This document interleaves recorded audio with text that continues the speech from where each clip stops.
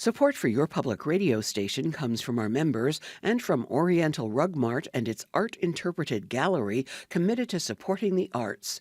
Rugs and art are showcased in the gallery at Eastview Mall and online at orientalrugmart.com. And the Highlands at Pittsford, an independent and assisted living community affiliated with the University of Rochester, offering cottage and apartment homes, daily life enrichment activities, and care assistance as needed. More at highlandsatpittsford.org. From WXXI News, this is Connections. I'm Evan Dawson.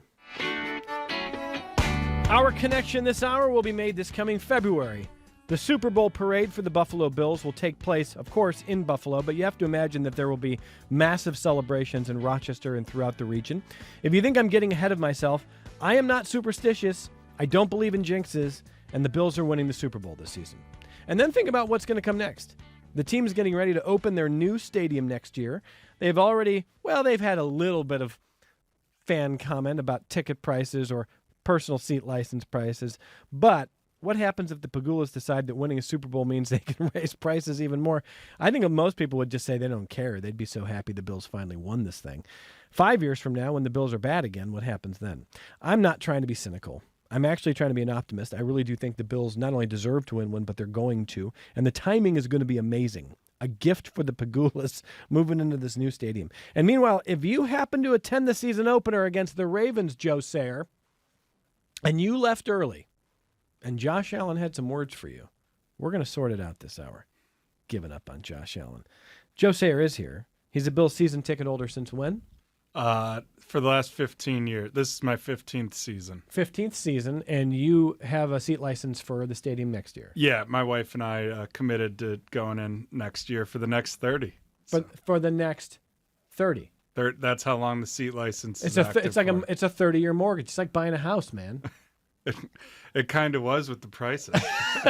We'll talk about that. And Joe's finally as optimistic as I am, by the way. So it's nice to see you.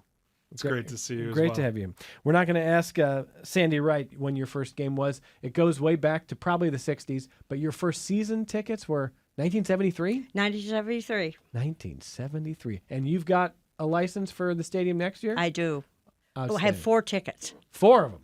Yes. All right. Hey, welcome to the program. And Thank you. Scott Petoniak is a best-selling author, a nationally honored journalist. He writes a weekly sports column for the RBJ. He's written about the Bills for 40 years, 7 books about the team, and 1 Super Bowl to come. What's your next book when they win the Super Bowl?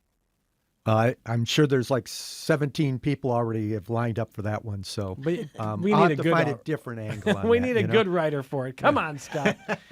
This feel like it's the year to you? Yeah. It's, to me, it's all laid out, Evan. It is. I look at, even before the season started, I looked at the schedule. I looked at their 4 toughest games on the schedule. They were all going to be in Orchard Park. They were all spread out. Their division stinks. I didn't see any great improvement except for maybe the Patriots will be better, but I don't really think they're ready to contend with them. No. It's the last year of this great stadium. You know, you talk about Sandy. 1973 was a spectacular year. That was O.J. Simpson's 2003 Yard Odyssey. They opened that grand stadium, and it's been a place of great memory. So you say goodbye, farewell with a victory in the AFC Championship game, probably against the Ravens. They're going to probably have to play because I don't think the Chiefs are going to make it.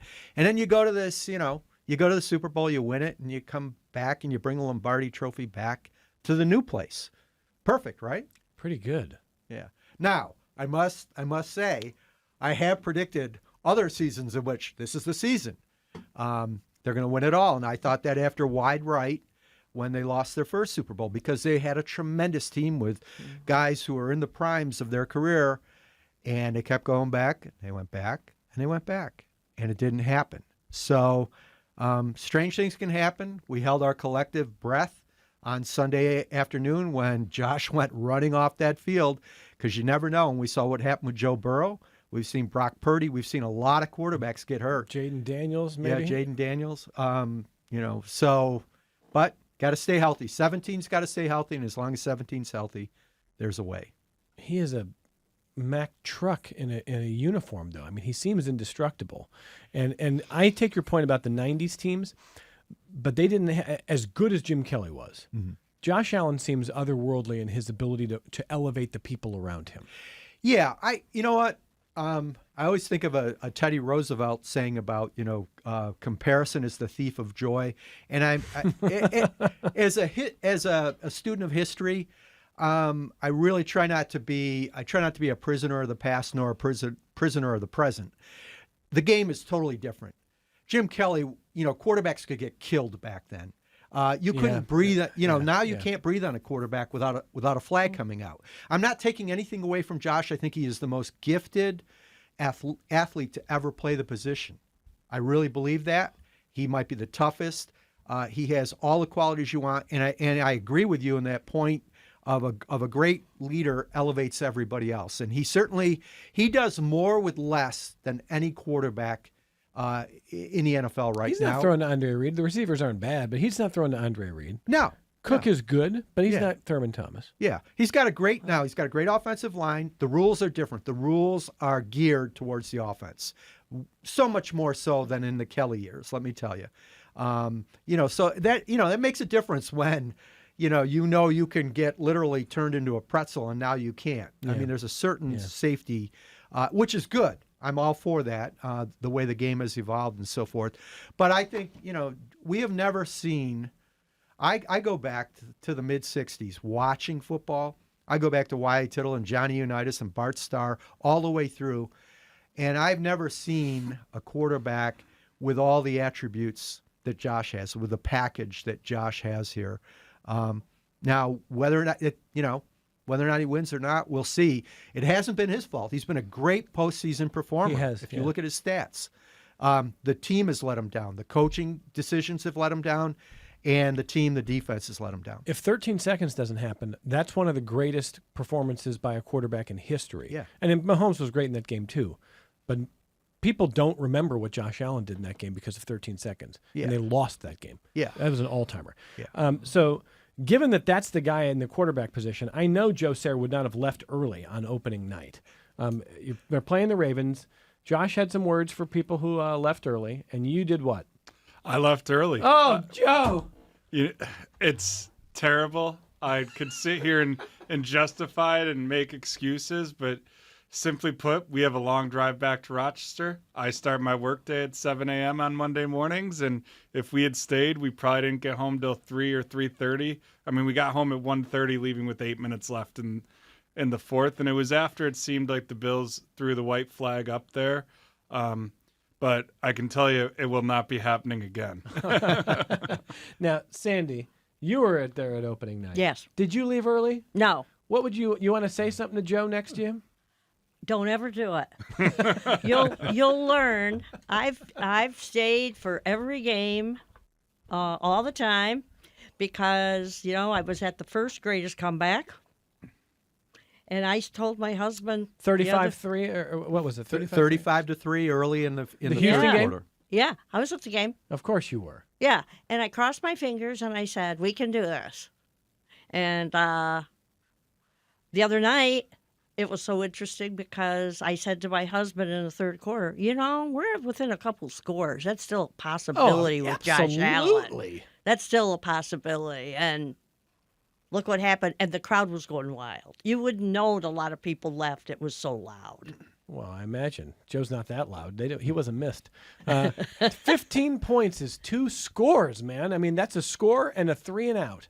And then also, this is not a sports show. You can see how powerful the Bills are in this region that once a year we might talk about them in this context here.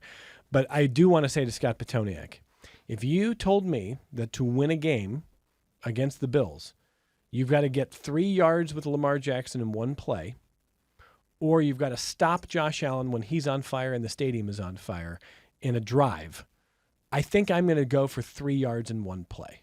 Mm-hmm. I don't think I'm punting there. Yeah.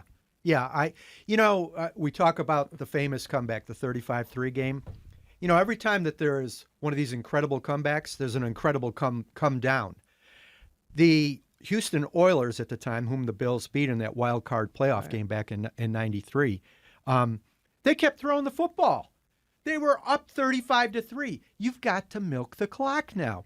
And the Bills had some breaks. Steve Christie, the kicker, recovers his own onside kick. How often does a kicker, so you have to have things like that. So, yeah, I think there were some really questionable decisions made on the part of, of the Ravens that enabled that. And who was going to expect, Derrick Henry to fumble, right? He's been rumbling through. It's a bad matchup for the Bills. Much worse than a Kansas City matchup. This is because they can run the football, and you got two really big weapons, and it just, so yeah, some things had to go wrong in order for things to go right for the Bills.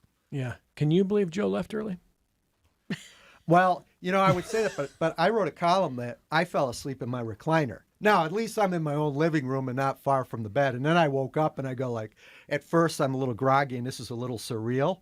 And I go like, okay, now I got to go watch all the highlights here and find out what happened, Well, again, Sandy says, never leave Never. early. Never leave early. 35-3, she didn't leave. I think in Joe's defense, the AP had the estimates of 20 to 25,000 people had left. Yeah, it was a lot. Yeah, it was a lot of people left.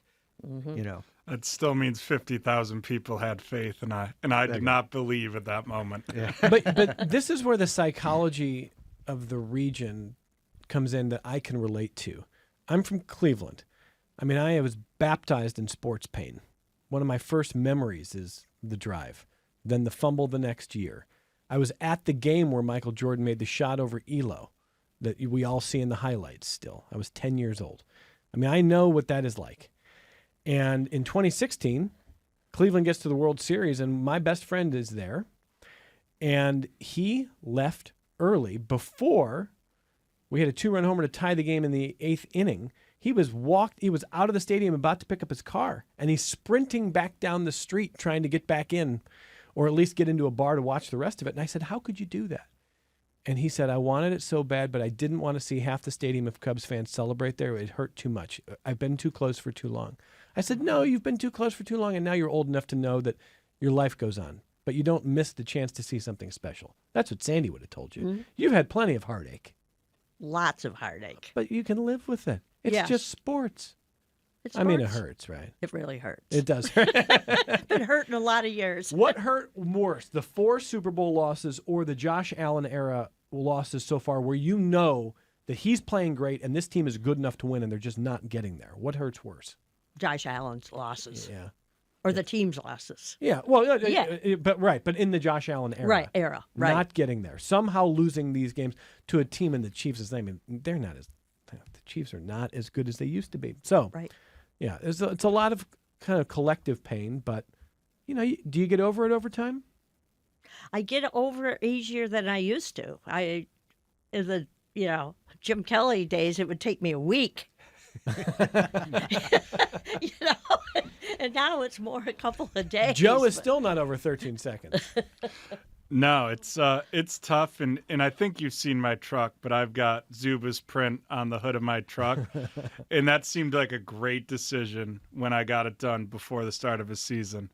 But I'll tell you, driving home from Buffalo, I watched the most recent Kansas City loss in a bar in Buffalo with my friends that live out there. Driving home with that Zubas on the hood was one of the most frustrating experiences of my entire life. Yeah. It's right there. You can't get away from it. Can't get away from it. Yeah. But that's what's going to make it so sweet, Joe. Can you look ahead just for a second and ask yourself what it's going to be like for Bills fans? Yeah, I mean, to me, it would be so incredibly special, and that's because of what the Bills mean to me. It's not about the reason I have season tickets isn't about what's on the field. It's about in the Kettles parking lot 8 to 11 times a year with some of my best friends in the world, people that I grew up with from high school to friends that I made in college to friends I've made in adults. We have 25 of us who I know that I'm going to see at least 8 times a year, and it's how special it would be for them as well that makes it that special, that would make it that special for me. What would it mean to you? It would be a thrill of a lifetime, because I remember when we lost the wide right game and they had a celebration down at City Hall, and that was amazing, and they lost, so I can't even imagine what it would be like with that city if they win. Get ready, Sandy. Get ready. It's Good. gonna be wonderful. Let me grab a phone call from Joe in Penfield, who was at the Ravens game, I think. Is that right, Joe? Yes. And go ahead. Yeah. So I've been a season ticket. I'm a Joe too, but I'm a Joe that stays because I know, and we all know about Josh Allen and what he can do. And Josh Allen, I believe. I've been a season ticket holder for 12 to 15 years, and if the Bills do win the Super Bowl, it's going to be a great.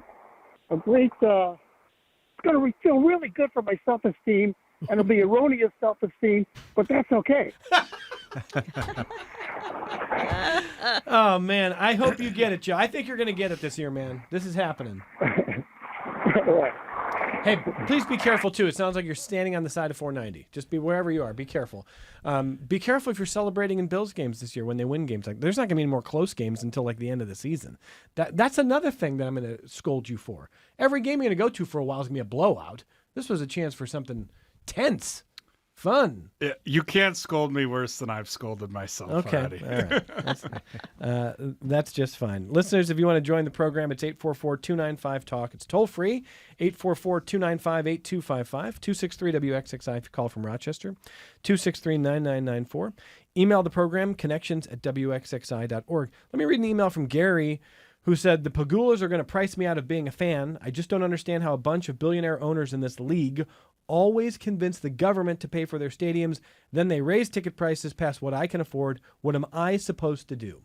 That is from Gary. I feel for you, Gary, man. Like, we've kind of talked about that over the years, Scott. That's tough when the average fan is wondering if they can afford it. Yeah, I always worry about this. I mean, I've seen this happen in other places. I think the atmosphere in Cleveland is not what it used to be No and way. stuff since they changed. And I saw it at Yankee Stadium, like they priced out the bleacher creatures essentially. Like you went from people who would be able to sit in the bleachers for $20 a game, and all of a sudden you're charging them $150. And you can just sense, you go there and you just see this is not the same place that it used to be. So I really feel for there's the thing about Bills fans and season ticket holders, many of them.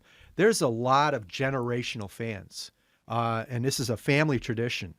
And this has been passed down from generation to generation. And, you've got people with 8 season tickets that they can't afford the PSLs.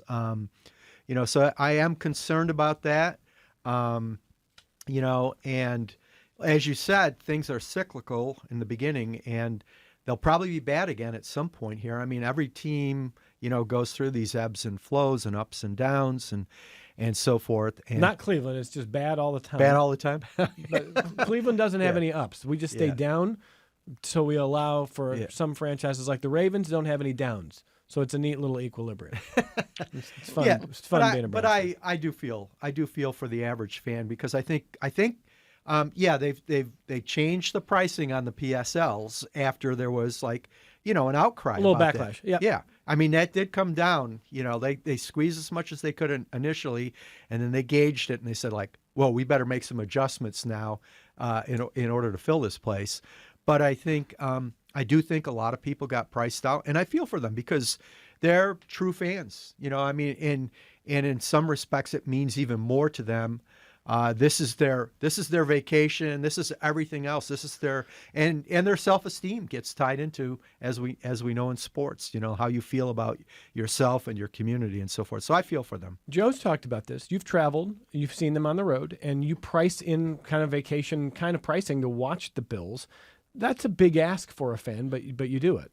Yeah, and likely for us that means not as many away games or selling a couple home games to make the away games. I mean, not only on the PSL side, but my wife and I did make the decision. We upgraded where we sat. It was the same PSL regardless, but we took the higher season ticket cost to get more of the amenities as we get older. Shorter lines to the bathroom, shorter concession, heated areas. You can order is this. nice. Are you serious? And- That's part of it? Well, so we're sitting in the charge bar, but our cost per ticket right now is roughly about $165 a game. When you look at it, Per only the seat? regular season games per seat. We're 6 rows from the field. In the new stadium, 6 rows from the field, our cost per ticket's going to be about $350 a game. So it's gone. It's certainly skyrocketed, but to us, we knew the PSLs were coming. It was something we had planned for. We knew that the tickets were going to increase, and I just tell my wife, well, I just got to go make more money to support the Buffalo Bills. Like, it's not ideal, but that is unfortunately the cost of having a football team, and we're lucky they're still here in Buffalo. And what does your wife say? She says, yeah, you have to go make more money. Does she love the Bills? She does. She's a huge fan. I mean, she encouraged Bills themed celebrations around our wedding. Our birthday or our wedding cake was Zubaz. She's willing to use 1 or 2 vacations a year to go to a Bills game or to go to a Bills away game, and she's there every Sunday with me. Yeah, So don't screw this up, Joe. no plans on that. Sandy, for you, Gary writes in to say that he feels like he's priced out as a fan. What do you think as a fan who's been going? You've been a season ticket holder since 1973. I think season tickets in 1973 were not what they are in 2026. No. Worth it to you? Very worth it, every minute. And we decided to get the 4 tickets, like you talked about, generational. I'm hoping that my brothers and their families will use them after me like we did after my dad. And I have to say our season ticket price went down a little bit for next year. How's that? I don't know. Okay. They told us what it would be, and we were like, wow, that's really something. And now, will it be that after the first year? I don't know, but they did go down, but we had to pay the PSL. But I look at it as that's my entertainment. I love it. I mean, I would give up other entertainment, going out to eat, doing any of that to go to a Bills game. And the seat license is different than the seat prices individually. Is that right? You got to buy the license, Right. which is the right to buy the seats. And the licenses range from $750 for upper level end zone seats to $50,000 for club seats. Is what I'm reading. Is that about right? Yeah, Yes.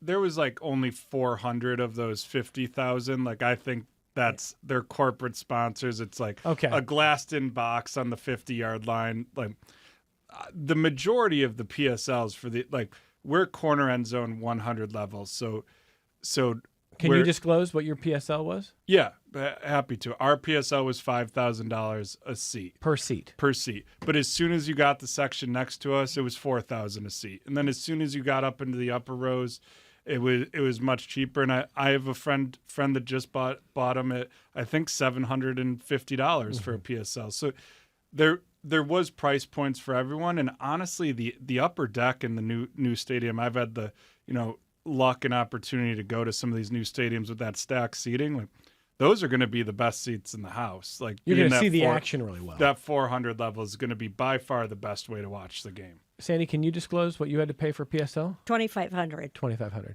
Yeah. Okay. And we're in the upper deck at the same seat we had basically in the current stadium. So let me get Hoover and Pittsford on this subject. Hey, Hoover, go ahead. Hey, I mean, good program again. As always, you get better every Hoover. day. Seriously, no, you stimulate us in the community. I don't go to Bills games anymore, and I'll tell you why in a second. But let's do an analysis of why the ticket prices and everything else has gone up. When you pay a guy over $100 million and you pay people who are banging their heads against each other, $40 million. Who's going to pay for that besides the TV sponsors? And the franchise values have gone up. Look at what's Dallas now, $1.5 billion worth? No, There's a lot of money out 10 there, billion. or whatever it is. It's, to me, it's kind of laughable, and I'll tell you why. My son went to University of Alabama. I had season tickets for a number of years. I went to many SEC games in different locations, including Tuscaloosa. And our tickets were quite reasonable for the season tickets. And we went to a national championship game when we won.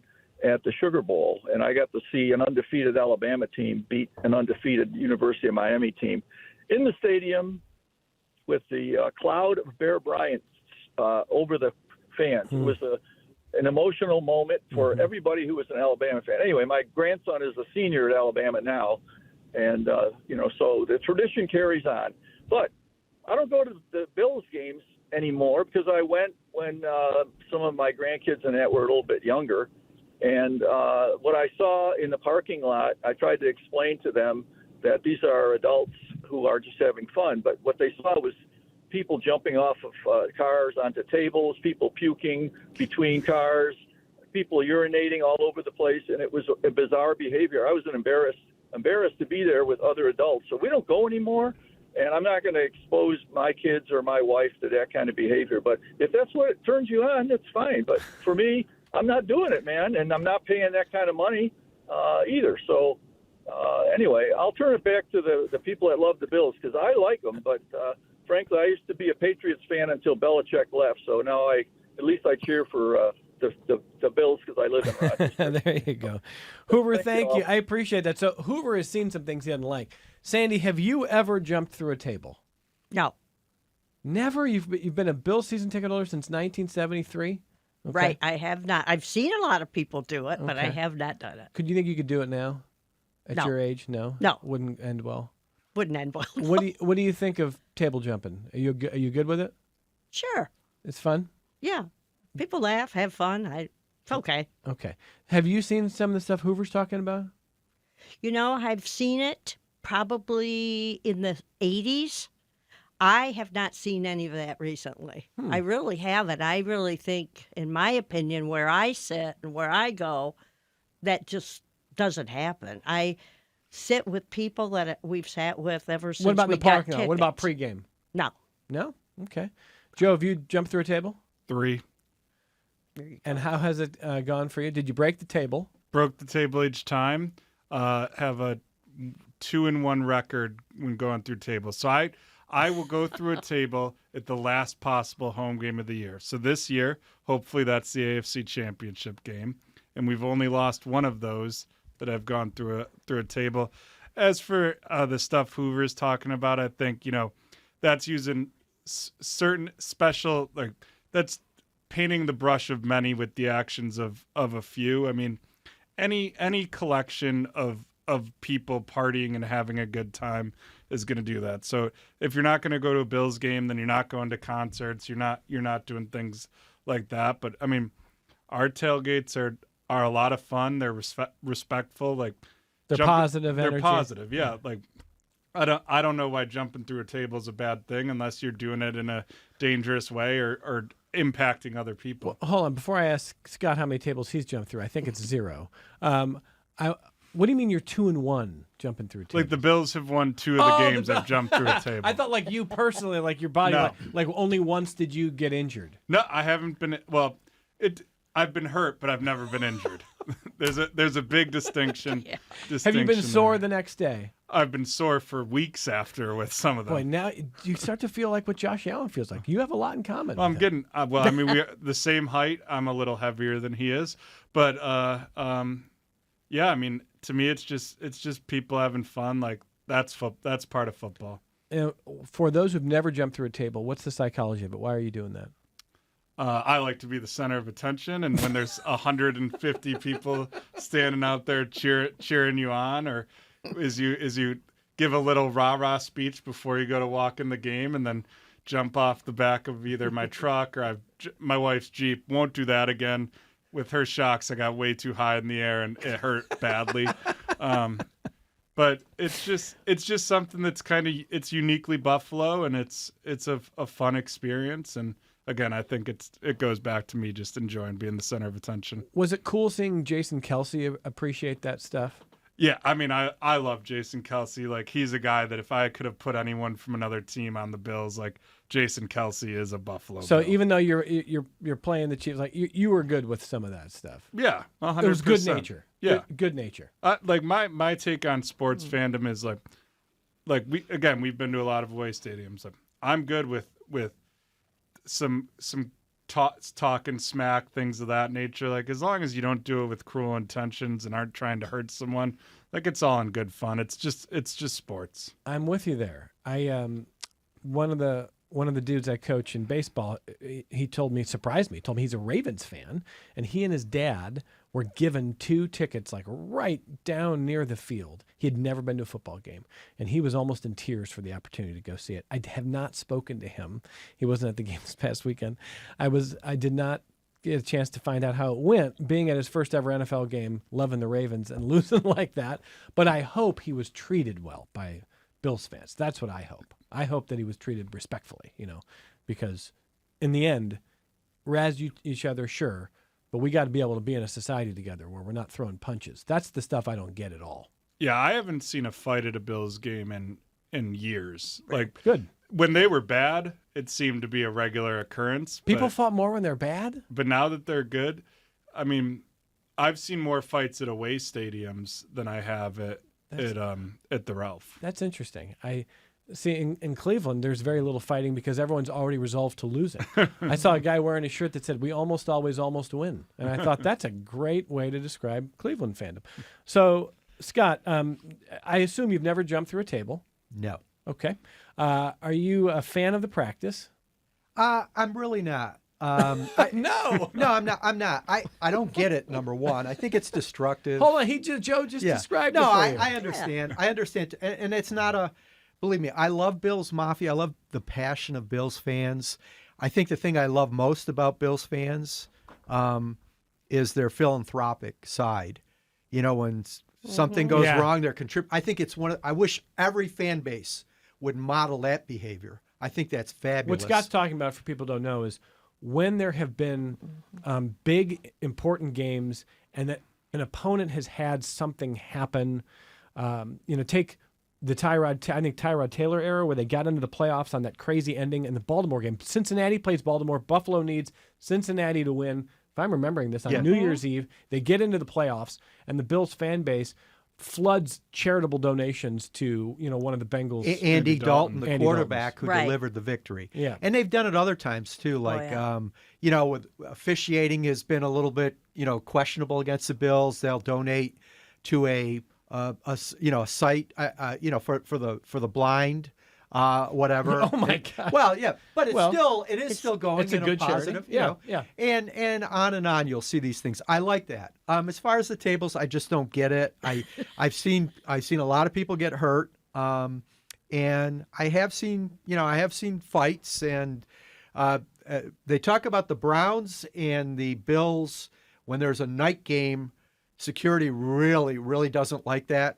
That's when the most arrests are between the Browns, Okay. and if it's a Browns game in Orchard Park or whatever, for whatever reason, and if it's a night game, now they're not going to have to worry about that because the Browns are not good, No. so they're not going to be No. at night or whatever. But no, I look at. I admire the passion of fans. I think one of the problems, and it's gotten better, much better over the years, in Buffalo and other places, is one of the root causes is just people get blasted, obliterated with the alcohol, and they do things that they would never ever think of doing, behavior, wise and stuff. So I think that's gotten better. There's been more and more restrictions cutting. I don't know if they still cut beer sales off after halftime. And this all goes back to Bill Polian, because we saw some really unruly behavior during the Super Bowl years and stuff, and they started making movements towards, we can't do this anymore. Your co-panelists say a lot's changed. They think it's very positive for the most part. And hopefully people know that, number one, getting really drunk is never a good idea. But also, if you're there to enjoy a special afternoon or an evening, you want to be able to remember it the next day. Right. Here. There you go. And I think, what Joe was talking about, getting together with his friends and stuff, I think that's a tremendous thing. This is what's important about sports, and about the Bills when we look at it in our area. We are in such a polarized time. We don't agree on anything. We have so much anger. And we finally have very few things where we can gather people together and just put all our differences Doesn't matter who you aside. voted for. Yeah. Doesn't matter. Yeah, and let's not talk about that right now. Let's relate to one another on a human level. And I think that, to me, is the power of sports at its best. When it's at its best, I agree. it can galvanize a community the way it's galvanized this region. So I think that's great, and I think that's something that appeals. You see these outside commentators or players or whatever, when they come to Buffalo and they see this reaction, and they go like, "This is pretty cool. This is pretty cool. What this is, the way that, they love it." And maybe they, John Murphy, the longtime voice of the Bills, and I have had this conversation, like they just, that people talk about this. They Bills fans invest way too much money, way too much emotion, way too much self-esteem in this, and it's all right. It's all right to a certain extent. I think Joe and Sandy can attest to that. Hey, Wyatt in Ontario, I'm going to take your call after this only break. Wyatt wants to talk about Bills culture versus other teams' culture, and that's an interesting observation. Scott Petoniak, longtime sports writer and author, is with us here. I want him to write his 8th Bills book about their upcoming Super Bowl win, which they're going to win. And then we've got a couple of Bills season ticket holders, Joe Sayre and Sandy Wright, who's been going to games since before Joe and I were alive. So amazing stories here. Let's come right back. We'll take that call, Wyatt, and more of your feedback on the other side. Support for your public radio station comes from our members and from Mary Cariola Center, supporting residents to become active members of the community, from developing life skills to gaining independence. Mary Cariola Center, transforming lives of people with disabilities. More online at marycariola.org. And live, presenting an evening with Roseanne Cash and John Leventhal, Tuesday, September 23rd at 8 p.m. at the Theater at Innovation Square. Tickets available online at theaterais.com. This is Connections. I'm Evan Dawson, and this is Wyatt in Ontario on the phone. Hey, Wyatt, go ahead. Hey there. First of all, let me just say that I'm not trying to outdo you, Evan, but I've been a Cleveland Browns fan dating back to Frank Ryan, There you go. handing off to Jim Kelly and Leroy Kelly. So I've been disappointed longer than you. In any event, I was curious, given how particularly the recent Hard Knocks episodes on the Bills really stressed the culture and the interaction with fans. It was the highlight, from the way I was seeing it, every week, how these people, and it was genuine. You didn't feel it was staged. You felt that there was some real warmth between the fans and the team. I'm just curious, for those who have been lucky enough to see other venues, I haven't only been to Buffalo, but how that compares with the rest of the NFL. It's a good question. Scott, you want to start? Yeah, one that is somewhat similar. If you've ever been to Green Bay, Green Bay is kind of similar to Bills Mafia in that it's kind of a collegiate atmosphere. If you've been to a big time college game, you'll see this. I sense that at Bills games at Green Bay. But Green Bay, you've got people coming. There's this little town the size of Greece, and it has this NFL franchise. And they draw people from all over the state and from Chicago and other states and so forth. And on game day, I mean, it's just an incredible atmosphere there. And you see similar things that you see at a Bills tailgate. Regulars parking in the same place and grilling in the same place and whatever. So I would say that is one place in particular that strikes me. Now, Kansas City, they're another regional type franchise too, where I think that they have a similar type relationship. If you're that small, if you're in a small market or whatever like these, I think you have these closer relationships. You have to, right? Yeah. This isn't New York. This isn't L.A. So I think that contributes to it. The smaller market. I mean, we've seen it in Cleveland for years. It was like that too. I think there's a. I think the size of the market has a lot to do with that. Yeah, L.A. is an interesting contrast. An amazing stadium, but all of the electricity of a number 2 pencil. Yeah. I mean, just a very different thing. And you've traveled with the Bills, so what would you say to Wyatt there? Yeah, so I couldn't tell if I was asking about like the team culture or the fan culture. I think that's part. I think part of it is the internal team culture too. So I mean, on the fan culture, I fully agree with Scott. Our trip to Kansas City, we went 3 years ago, I think, for a regular season game, was one of the best experiences I've had at an away game. You had fans offering us barbecue, like Kansas City fans. We won that game on a Kyrie Elam and had a big interception in that game. And they were saying after the game, like, we'll see you in the playoffs. But on a team culture, you know, you read about it in the media a lot about these players saying it's different in Buffalo. And Joey Bosa saying he's never spent as much time with his teammates over the first, 10 years of his career as he just has in the last 6 months in Buffalo. But I don't pay enough attention to other teams to have any idea if the Bills' culture is different. It's unique, yeah. I do think what Sean McDermott and Brandon Beane have built in that building is special. And, you know, a lot of people criticize Sean McDermott, say he's not the guy. He's 100% the guy. Like, you heard Deion Dawkins talk about him a week ago, about his growth as a person and as a coach over the last 7 years. There's certainly a fantastic culture in Buffalo, and that comes from McDermott, Beane, the Pagulas to extents. I know they're involved in the football side, and then the people in the locker room. Sandy, on the culture in the stands and with the fans, has it always been this way? I mean, or is this a recent phenomenon? Have the Bills always done a good job of fan outreach and making you feel connected, feel valued? I don't think it used to be as good as it is now. We hear more from our rep. You know, we get more information from them. They've even been sending us a couple of gifts. I haven't got those gifts yet. Yeah. I've seen them on Twitter. Sending us gifts. But I think it is the culture. I mean, I've seen people around me, their kids grow up and have kids. You know, I've been there so long, and we're like a family. We see each other outside of football sometimes.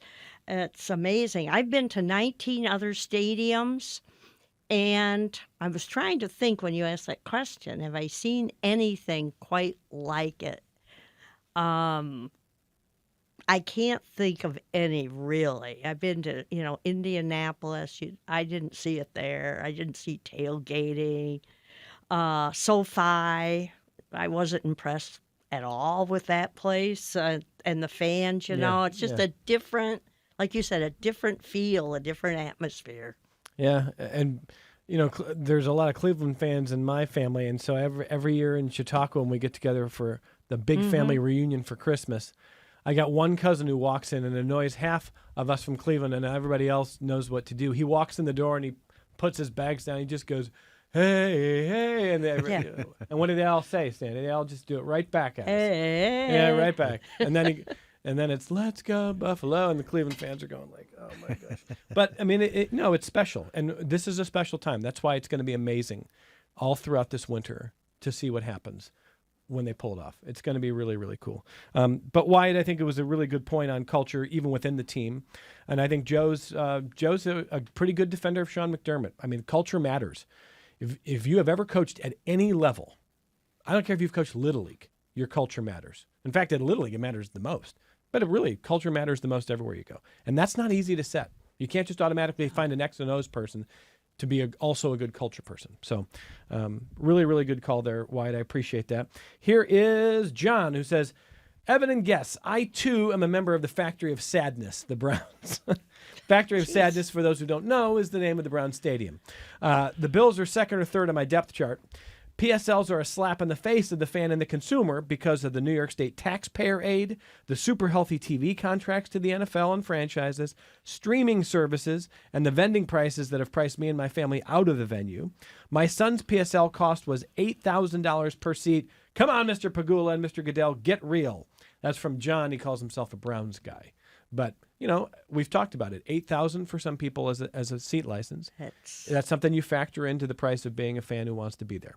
Go ahead, Joe. You want to jump in there? No, I mean, I don't disagree with him at all. Like, PSLs are brutal, and they're, the Pagulas are worth $7 billion or whatever it is. I mean, we're seeing it in Denver. The Waltons are funding an entire stadium and building a district of their community. Granted, the Waltons are worth $100 billion. So there's a big difference there. I'm just thankful the state of New York was willing to make an investment in that stadium, because without that investment, I guarantee you there was plenty of other cities and states that would have happily paid much more for the Buffalo Bills. And I would have been brokenhearted if the Bills ever left Buffalo. I would stop watching football. This is something Scott Petoniak said years ago on this program when there was that debate about it. Scott made the point of, number one, if you're upset about the taxpayer investment, that's a valid opinion to have, and there will be a market that will do it, and that's where they would go. So, Sandy, for you for years, that point about the investment, the tax. Do you care about your tax dollars? I mean, do you have any qualms at all about state money going to fund? I really don't, because state money goes to a lot of other things that I don't participate in. And so I think that's okay. And the owners are doing the overcost, and paying for the overcost. And my guess is the fans in that stadium on Sundays or Mondays or Saturdays or whatever are all different political stripes, but are largely united on this issue. They wanted the team to stay. Right. They were willing for the state to step in and do it. Do you care about the politics of the person next to you when you're there on game day, Sandy? Never comes up. Never comes up. People don't talk about it, right? No. In fact, you probably don't even want it to come up, do you? No. Okay. So you just Definitely want to high five people and celebrate with them, right? A lot of high fiving. That's right. That's exactly right. That is. Thank you, Scott Petoniak, for reminding us that there are still things in this world that can transcend what seems like it has to dominate everything. It's hard to remember. Like I say this to my 13-year-old. It didn't always feel like, well, how does that person vote? Why do you care? Like, why do we care about it everywhere we go? But it didn't always feel that way. I know it feels existential and raw right now, but we need places away from that stuff, don't we?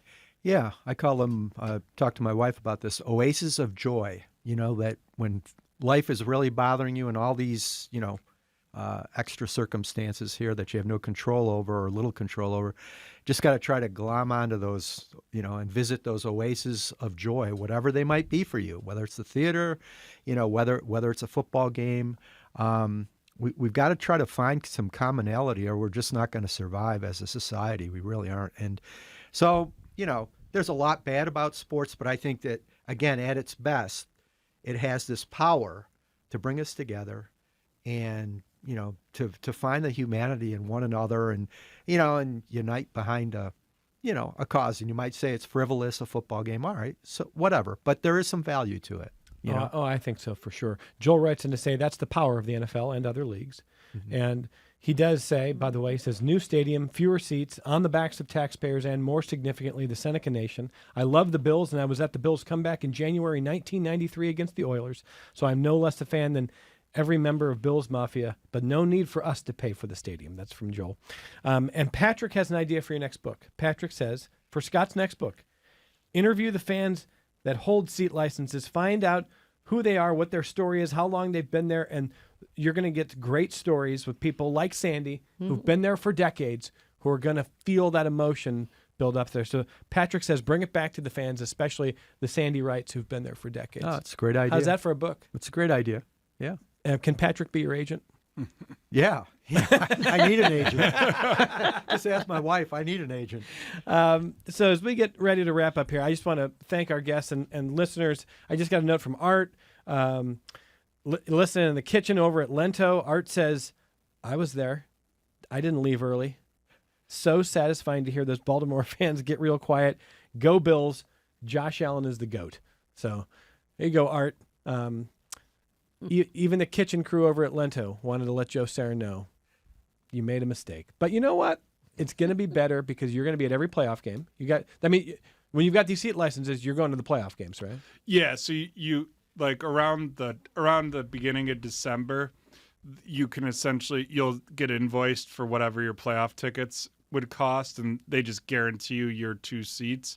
And then like if those games don't happen, you get a refund or put it out towards next year or whatever. But yeah, we'll be there, and hopefully we'll be in Buffalo watching the Super Bowl come February. Not at obviously the stadium. Where is the Super Bowl this year? New Orleans? No, San Francisco, isn't it? I think it is San Francisco because I think Josh gets to go back to his home state to win it all. If you want to add on to this whole thing, right? Perfect. Perfect storm. But I want to watch it in Buffalo, like at a friend's house in Buffalo, so that I can see the city after that win. I'm sure there's going to be some huge party gathering, viewing party. Yep, confirmed there. Thank you, Julie. San Francisco. Scott's correct. So that'll be fun. February 8th for those who are going to put on the calendar in case you want to head out there and look for tickets. I mean, the Bills will be there. But the Bills will be home for the AFC Championship. You'll be at home for that? Yeah, as long as they get the 1 seed, At the they'll be stadium. home. So, Well, I mean, they're going to get the 1 seed. yeah, Evan, you do this every year though. I've got years of text messages with you saying this is the year. Joe, We're on the 3rd year of that. I have never seen an athlete like Josh Allen. I've been waiting for a quarterback for the Cleveland Browns like this since Bernie Kosar, and Josh Allen runs circles around Bernie Kosar. This is going to surprise you, but Tim Couch and Johnny Manziel did not live up to the Josh Allen level. And I'm surprised every year when they don't get there. I admit that, but they're going there this year. That's it. Drop the mic. The Bills are going to the Super Bowl. Look at Rob. Not literally, our engineer is knocking on wood back there. I'm not I don't control this. That's not how it works. That's not how the universe works. Julie Williams is like, you do, and you're ruining this. Sandy, have a great year. Have a great time with the Bills. And I can't wait to talk to you after they win the Super Bowl. You want That's to great. come back here? Yes. Let's bring the same panel back. Here you go. Here's an invitation. February, maybe a few days after the Super Bowl, you guys have all recovered a little bit. Come on back. All right? All right. You coming back? Coming back. You're coming back. And in the meantime, enjoy the season. Thank you. A season ticket holder since 1973. Went to games at the old Rock Pile all the way through. Thank you for being here. Thank you. And I want to just add, I love snow games. Snow games, that's right. Oh my, that's another great tradition. The throwing of the snow. There's so many great traditions. Enjoy it. I know you're nervous about me ruining this for you. It's happening, and I'm going to be celebrating with you. It's a great ride either way, no matter the outcome. But there's an outcome that we want, and hopefully we will get. I might even trip and fall through a table with you if they win a Super Bowl this year. I'll hold you to that in here when we come back. I don't know about that. I want to see it. I don't think we have enough production capacity for me to do that on the air. They're looking. Like, I'll bring the table. Scott Petoniak, all these great books, and there's more material to come for you, sir. We enjoy your work in the RBJ and elsewhere. Thanks for being here. Thanks, and I hopefully one of my columns then will be right, one of my predictions, There you if they go. win it all. Thanks, everyone. Talk to you tomorrow. This program is a production of WXXI Public Radio.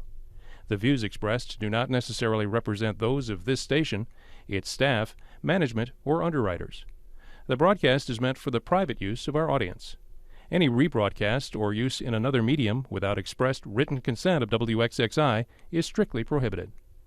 Connections with Evan Dawson is available as a podcast. Just click on the Connections link at WXXInews.org.